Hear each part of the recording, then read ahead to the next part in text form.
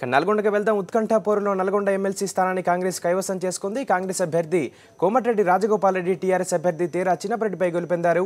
అమ్మీతుమ్మిగా సాగిన పోరులో విజయాన్ని అందుకున్న కోమటిరెడ్డి రాజగోపాల్ రెడ్డితో మా కరెస్పాండెంట్ ఫేస్ టు ఫేస్.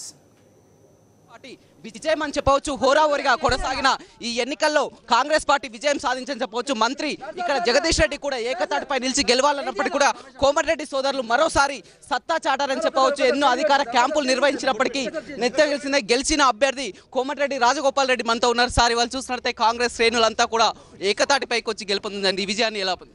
ఇది ప్రజల విజయము. నల్లగొండ జిల్లా నాయకులు వల్ల అందరూ ఒకతాటి మీదకి వచ్చి చేసిన కృషి వల్ల సాధ్యమైంది.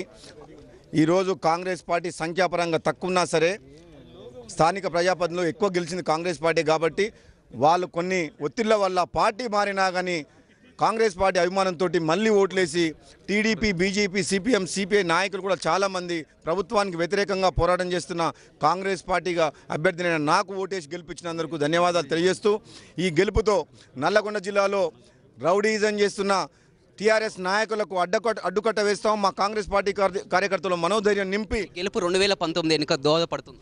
తప్పకుండా నల్లగొండ జిల్లా నుంచే బలమైన నాయకత్వం ఉంది తెలంగాణలో.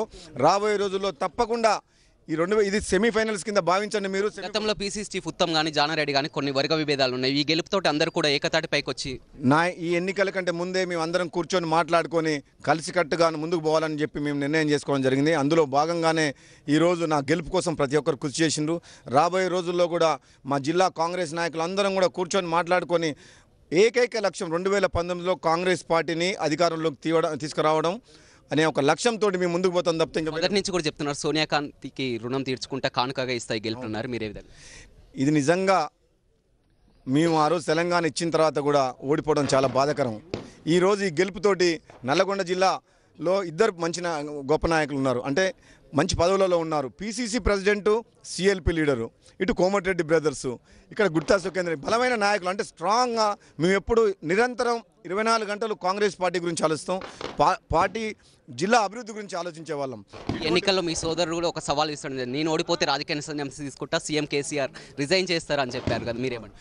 నేను ఆ ఛాలెంజ్ గురించి నేను మాట్లాడను, కానీ అది కేసీఆర్ రాజీనామాని అడిగే బదులు మా సోదరుడు జగదీశ్వర్ రెడ్డి రాజీనామా అడిగుంటే బాగుండేది. ఎందుకంటే ఇక్కడ కుట్రలు కుతంత్రాలు పన్నుతున్నది జిల్లా మంత్రి కాబట్టి, ఈ ఎన్నికల్లో నేను గెలిచినా కాబట్టి ఆయన దుర్మార్గంగా ఎన్నో రకాలుగా ఒత్తిళ్లు తీసుకొచ్చి ప్రలోభపెట్టి గెలవాలనుకున్నాడు. ఓడిపోయింది కాబట్టి నైతిక బాధ్యత వహించి జగదీశ్వర్ రెడ్డి రాజీనామా చేస్తే బాగుంటుందన్న ఆలోచన. ఇందులో కేసీఆర్ని మధ్యలో లాక్కుంటా జిల్లా కోసం సిఎల్పి నేత జానారెడ్డి కానీ, పీసీసీ ఉత్తమ్ కానీ, మాజీ ఎంపీలు అందరూ కూడా ఎంతో శ్రమించారు. వారందరికీ ప్రతి ఒక్కరికి కూడా ఉత్తమ్ కుమార్ రెడ్డి గారు కానీ, జానారెడ్డి గారు కానీ, మా సోదరుడు వెంకటరెడ్డి గారు కానీ, సుఖేందర్ రెడ్డి గారు కానీ, భాస్కర్రావు గారు కానీ, మా జిల్లా అధ్యక్షుడు బూడిద భిక్షమయ్య గౌడ్ కానీ, ప్రతి నాయకుడు కూడా నా గెలుపు కోసం కృషి చేసింది. ఎమ్మెల్యే పద్మావతి కోదాడు కానీ, ఆర్ దామోదర్ రెడ్డి గారు, సూర్యాపేట ఎక్స్ ఎమ్మెల్యే.